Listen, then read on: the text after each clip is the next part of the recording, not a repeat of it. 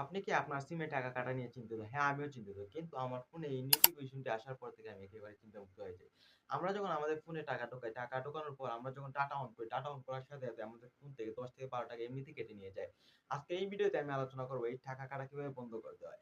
আপনারা যদি আজকের ভিডিও শুরু থেকে শেষ পর্যন্ত দেখুন, তাহলে আপনাদের ফোন থেকে আর একটি টাকাও কেটে নিতে পারবে না।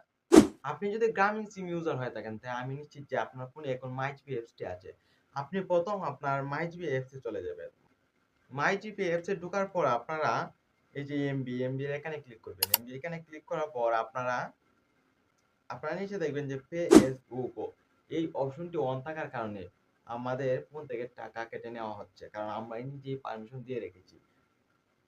এখানে দেখতে পারবেন আপনারা ৫ এমবি পর্যন্ত ইন্টারনেট পেতে মোবাইল ব্যালেন্স প্রতি এমবি ১.৩৯ টাকা। মানে ৳১.৩৯ প্রতি এমবির জন্য। এখন যদি আপনারা ৫ এমবি ব্যবহার করেন তাহলে কত টাকা? আপনারা সিম্পলি এটি এখান থেকে অফ করে দেবেন। অফ করে দিলে আপনারা এই যে এখানে হ্যাঁ, অ্যাকাউন্ট বন্ধ করুন। এখানে ক্লিক করবেন। এখানে ক্লিক করলে আপনারা এখানে ক্লিক করে আপনারা যদি এটা বন্ধ করে দেন তাহলে আপনাদের ফোন থেকে আর একটি টাকাও কাটবে না।